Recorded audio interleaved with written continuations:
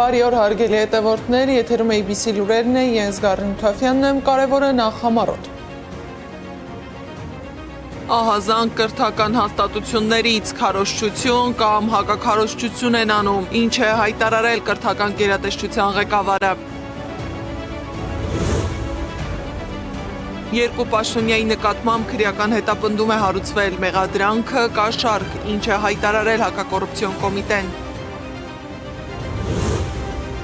Ավինյանի ֆոտոխցիկը, Փաշինյանի թիկնապահի տոպրակն ու Ղումաշյանի հեռուստացույցը, ԿՊ-ականները արտոնյալ են։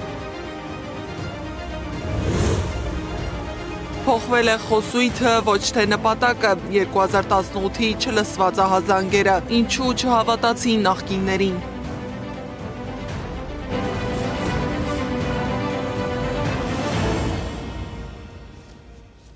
Հակակոռուպցիոն կոմիտեն նոր-նորքի ղեկավարի աշխատակազմի երկու պաշտոնյայի նկատմամբ քրեական հետապնդում է հարուցել։ Կաշառք տալու, ստանալու և դրան օժանդակելու դեպքերի առթիվ քրեական հետապնդում է հարուցվել 4 անձի նկատմամբ, որոնցից երկուսը նոր-նորք վարչական շրջանի ղեկավարի աշխատակազմի պաշտոնատար անձինք են։ Մեղադրյալներից մեկի նկատմամբ որպես խափանման միջոց է կիրառվել կալանքը, մյուսի նկատմամբ տնային կալանքը։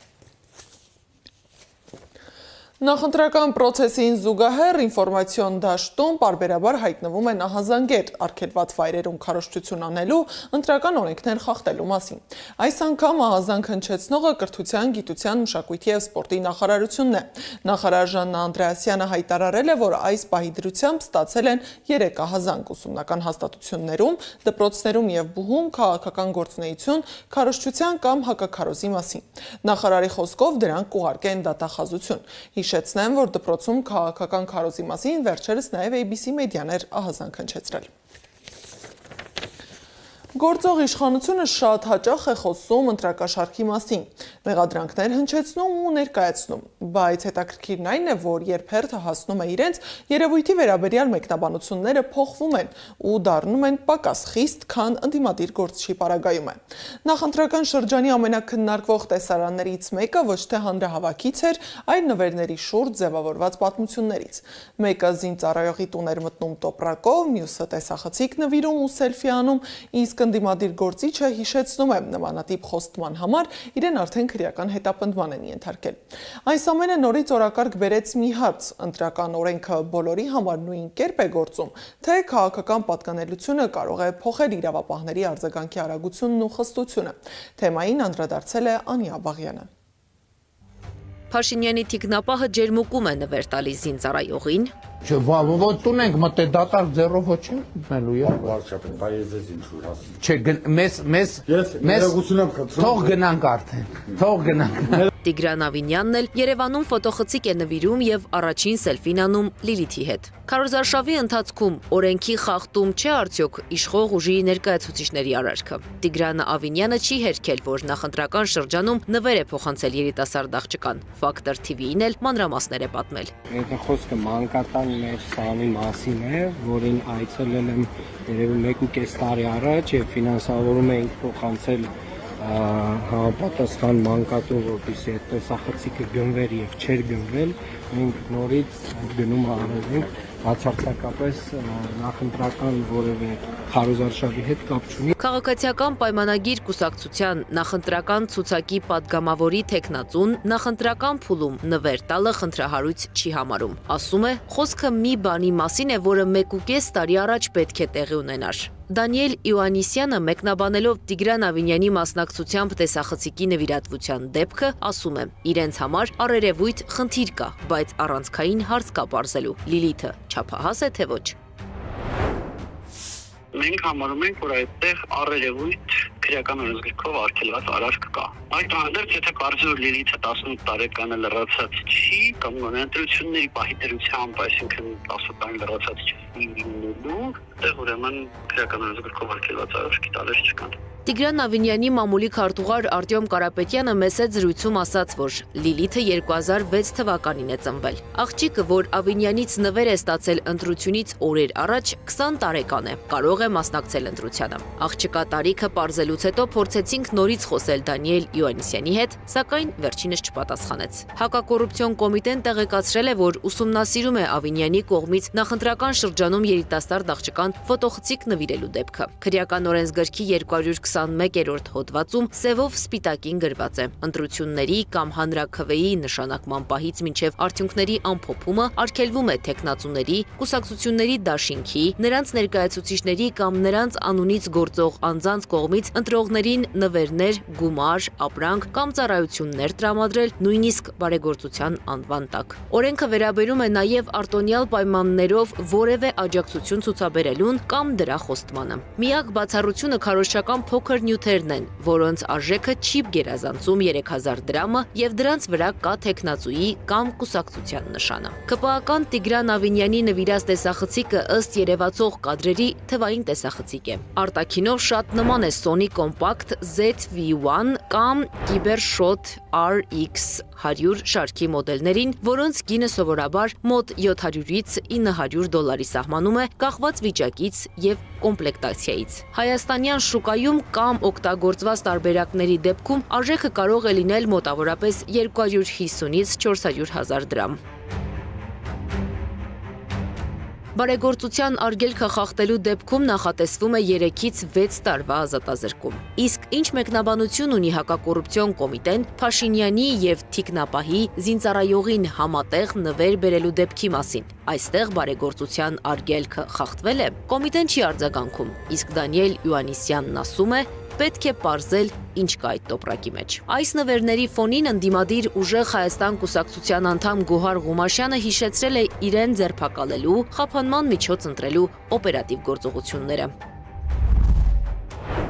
Ես հեռուստացույց եմ խոստանում քաղաքացուն, արդյունքը աղմկոտ ձերբակալություն եւ քրեական գործ, ընտրակաշարքի մեղադրանքով։ ՔՊ նախընտրական ցուցակի падգամավոր Տիգրան Ավինյանը Լիլիթին ֆոտոխցիկ է նվիրում, արդյունքը սիրուն տեսանյութեր, PR եւ լիակատար լռություն իրավապահների կողմից։ Հարց 1. Արդյոք Ավինյանին գաղտնալսել են։ Հարց 2. Ինչու սա ընտրակաշարք կամ բարեգործական արգելքի խախտում չէ։ Հարց 3. Սա երկակի ստանդարտ է, թե ոչ։ Ղումաշյանը ԿՊԱ-ականներին օրենքի առաջ արտոնյալ է համարել, իսկ իր նկատմամբ կատարվածը քաղաքական հետապնդում։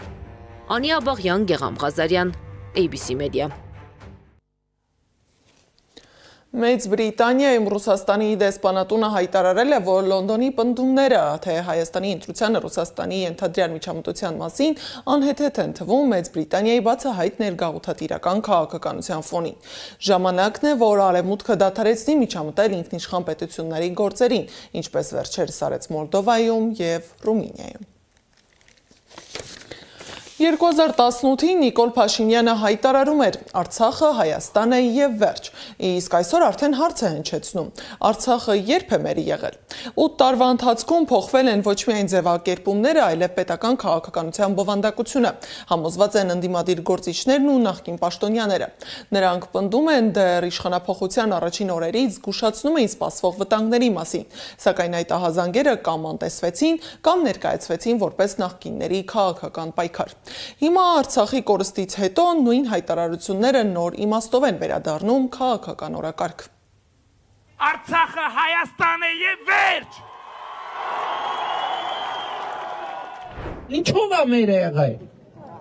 Ինչով մեկ բացատրեք, ինչով այնտեղ դպրոց են կառուցել, մանկապարտեզ են կառուցել, գործարան են կառուցել, ապրել ենք այնտեղ, բնակավայր ինչով է մեր եղել։ Մերը չի եղել։ Ինչու եւ ինչպես է փոխվել Նիկոլ Փաշինյանի վերաբերմունքն Արցախի նկատմամբ, կամ փոխվել է, թե միշտ էլ նույնն է եղել։ Ըստ Հայաստանի նախկին վարչապետ, ազգային ժողովի նախկին падգամավոր Խոսրով Հարությունյանի, չի փոխվել Փաշինյանի վերաբերմունքը, փոխվել է միայն խոսույթը։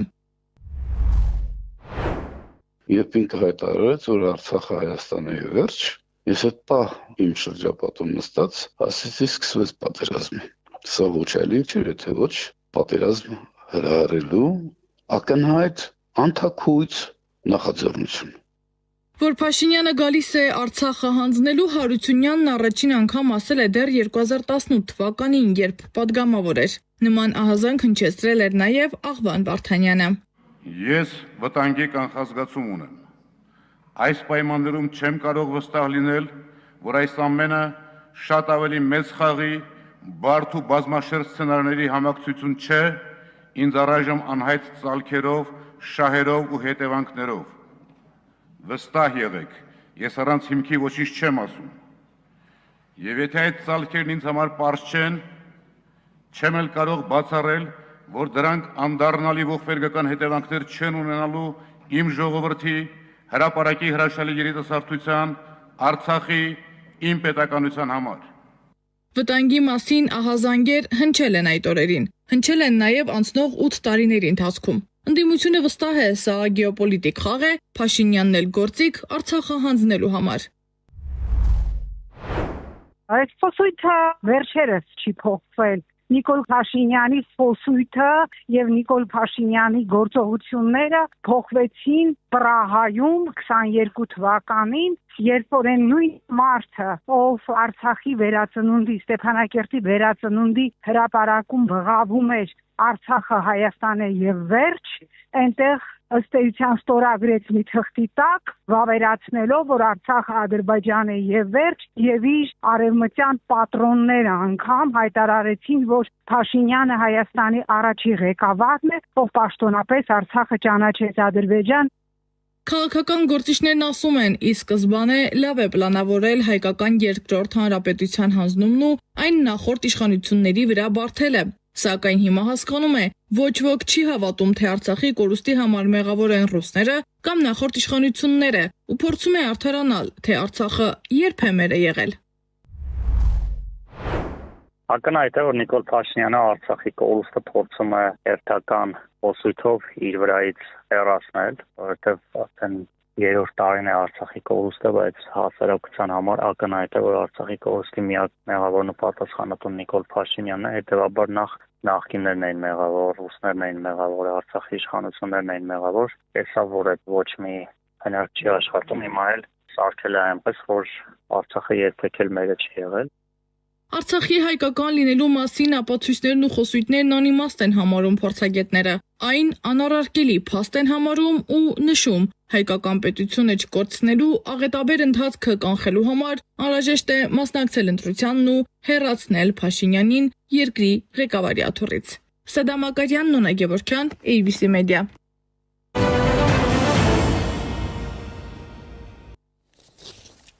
Ազգային ժողովը արտահերտ նիստով մի քանի որոշումներ է ընդունել։ Հայաստանը արտերկրում կարող է դիվանագիտական գրասենյակներ բացել։ Լինում են դեպքեր, երբ օտարերկրյա պետությունում անհրաժեշտ է լինում ունենալ պետության ներկայացվածություն, սակայն այդ ժամանակահատվածում ֆինանսական կամ այլ տեսանկյունից նպատակահարմար չի լինում դեսպանություն բացելը։ Նման դեպքերում օտարերկրյա պետության հետ կարող է ձեռք բերվել համաձայնություն դիվանագիտական գրասենյակ հիմնելու մասին։ Ի դեպ, խորհրդարանի որոշմամբ Հայաստանում եւ արտերկրում ծառայող դիվանագետների աշխատավարձերը հավասարվել են։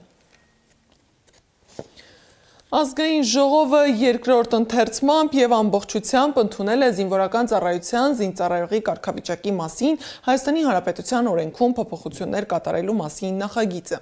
Արցախից բռնի տեղահանված 27 տարին լրացած անձինք այլևս խնդիր չեն ունենա Հայաստանի Հանրապետության քաղաքացիություն ստանալու հարցում, եթե տեղահանման հետևանքով զրկվել են ծառայությունը փաստող փաստաթղթերից։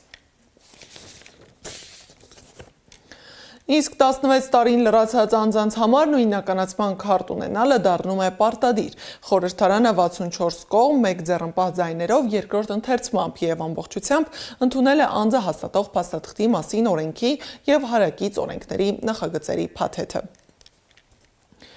Հրապարակվել է Գագիկ Ծառուկյանի գործի վերաբերյալ վճիռը։ Բարգավաճ Հայաստան կուսակցության առաջնորդ Գագիկ Ծառուկյանին դատարանն արդարացրել է։ Առավոտ-ը գրել է, որ նրա նկատմամբ որպես խափանման միջոց կիրառված գրավը 100 միլիոն դրամը վերադարձրել են գրավը վճարած անձին։ Դատարանը Սեթրակ Արուստամյանին ճանաչել է մեղավոր, սակայն համապատասխան հոդվածով նախատեսված պատիժ չի նշանակել վաղեմության ժամկետն անցնելու հիմքով։ Հիշեցնեմ, որ Ծառուկյանին եւ Արուստամյանին մեղադրանք էր առաջադրվել 2020 թվականին 2017-ի խորհրդարանի ընտրության ժամանակ ընտրակաշարք տալու համար։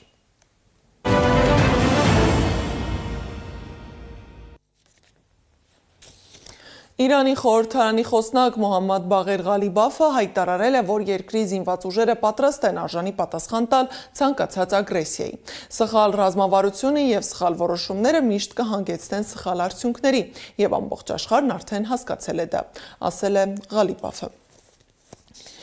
Իրանը հրաժարվել է հարստացված ուրանը հանել երկրից։ Ալ-Ջազիրան հայտնել է, որ ԱՄՆ-ն պահանջել է 20 տարվա ժամկետ ուրանի հարստացումը դադարեցնելու համար, սակայն Թեհրանը մերժել է այս պայմանը։ Իսլամական Հանրապետությունը հայտարարել է, որ պատրաստ է ինքնուրույն նվազեցնել ուրանի հարստացման մակարդակը։ Իրանի գերագույն հոգևոր առաջնորդի խորհրդական Ալի Ակբար Վելայաթին հայտարարել է, որ Թրամփը սպառնում է Իրանին միջուկային զենքով, հավատալով Պենտագոնի կեղծ պնդումներին։ Պարոն Թրամփ, սկզբում սովորեք Արևմտյան Ասիայի նոր աշխարհաքաղաքական կարգի այբուբենը։ Մենք հաղթել ենք ձեզ մարտի դաշտում, մի մտածեք, թե կարող եք մեզ հաղթել դիվանագիտության մեջ, ասել է նա։ Եվ վերջում, YouTube-ը պաշտոնապես հայտարարել է, որ այսօրվանից Հայաստանում մեկնարկում է գործընկերային ծրագիրը։ Դա նշանակում է, որ արդեն հնարավոր է գովազդից հասույց ստանալ հայաստանյան դիտումներից։ Այս ժամի համար նախատեսել էինք այսքանը, շարունակեք հետևել մեզ սոցիալական բոլոր հարթակներում, մենք կհանդիպենք ժամը 15-ին առայժմ։